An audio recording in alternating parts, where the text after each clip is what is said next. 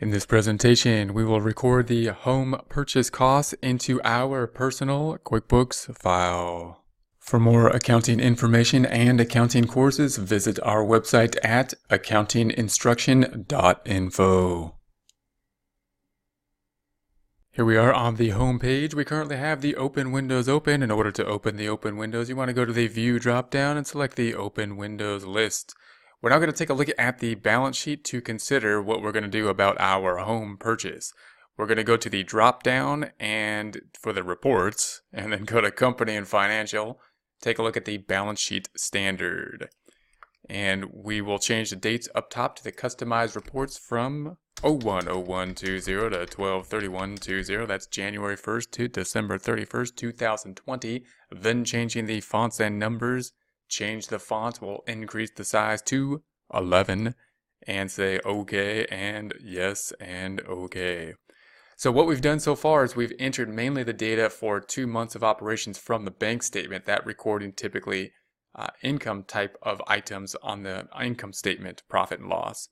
Now we've gone back and we've entered some investment data, which would have been things that are going to be more balance sheet type information. And now, of course, we're thinking, well, what about the home? You know, we've got a house. It's one of our largest assets that we would want to put on the books, most likely. So, and that to reflect what's there. And so we're going to say, okay, we want to put the home on the books. How can we do that? Well, we're going to say, okay, well, let's put it on at cost. That would be the typical way we would do it. Get the closing statement and whatnot, see what the cost of the home is, and then we can put it in here. We're typically going to put it in as a fixed asset, like a property, plant, and equipment, because although the home is nice to see on the books, it's not something that really affects our day-to-day transactions. We can't really buy stuff day-to-day with it.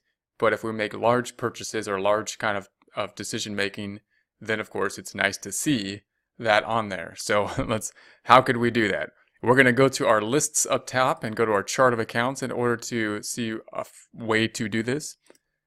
And we're going to say we want to add an account. So we're going to go to the account drop down, which is really going to be a drop up. And as it rises in the drop up, we're going to go to the new, and we will then change or add, and I'm going to call it a fixed asset type of account. So fixed asset, large type purchase, depreciable items. And then we're going to say continue.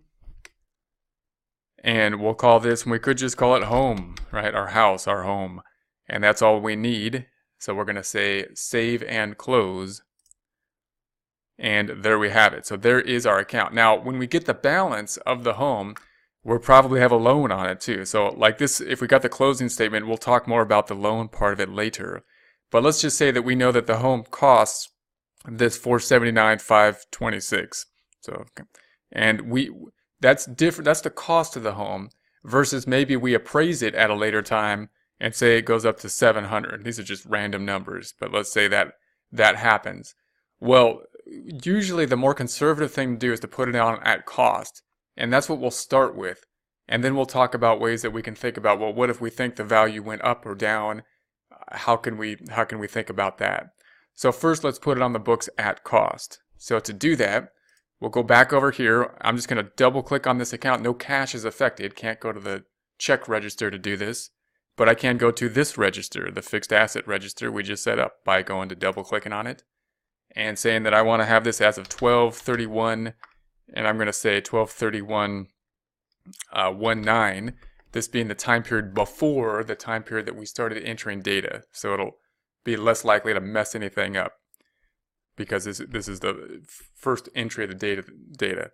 So we're going to have an increase, and the increase is going to be for that cost $479,526. Now you're probably saying, hey, there was a loan there too, and I have a loan here as well. But we can actually record those two things separately. We could record them at the same time as well, but it's easier to record just journal entry wise or entering into the register wise, two things at a time, two accounts at a time. So let's just do that, and you'll see it washes out. So we're going to concentrate on the home right now. And then we'll enter the loan, and we'll kind of wash it out to the equity account, which is what we're doing to all of these as we enter these asset accounts that were done at some transactional purpose time prior to the time we started entering data into the system. So then we can record it to equity, and we probably just want to put it into equity, right? Just put the other side into not an income statement account, but an equity account, probably the owner's equity.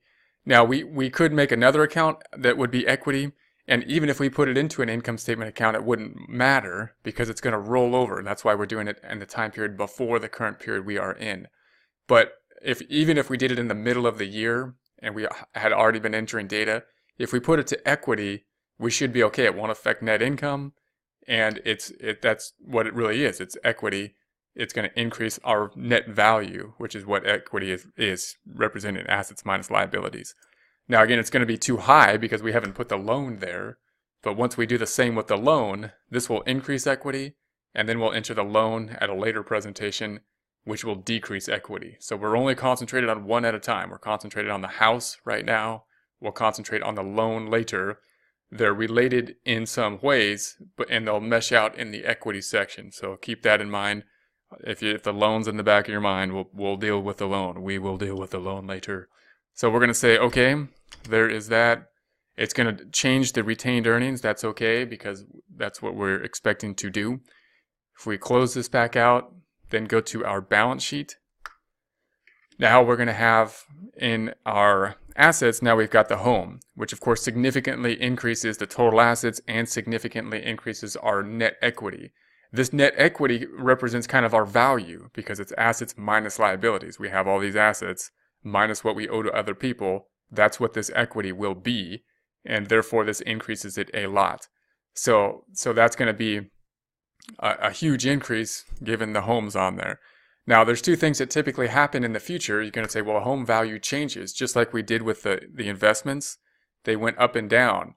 What do I do when the home value goes up and down? Normally, we don't record it for the home. Why? Because the investments are a lot easier for us to really know the value at any given time. They fluctuate a lot, but because all the stocks are exactly the same, it's really easy for us to say that this Apple stock is the same as this Apple stock, and this one just traded for this much money, and therefore I know what the value is. Whereas a home, they're all different. They're all very big in nature and very unique. And therefore, even if we get an appraisal, or if we look at what the neighbor's home sold for, it's not really a great indication. We don't know how much our home is going to sell until we sell it. Whereas the stock, we can be pretty good. We know at any given point in time. So even though the stock fluctuates a lot, it might be easier. It's a lot easier for us to record at a current value given the fact that the standard nature of it.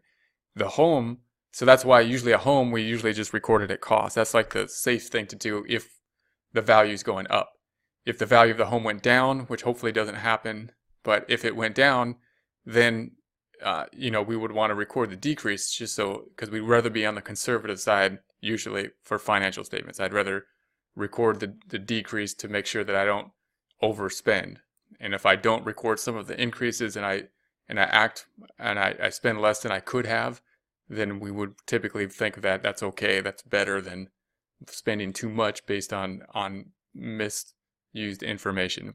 So, however, a lot of times we want to have the appraisal. If we're saying, hey, the house went up, I had an appraisal, and I know it's worth more than that, especially if I've had it for a long period of time.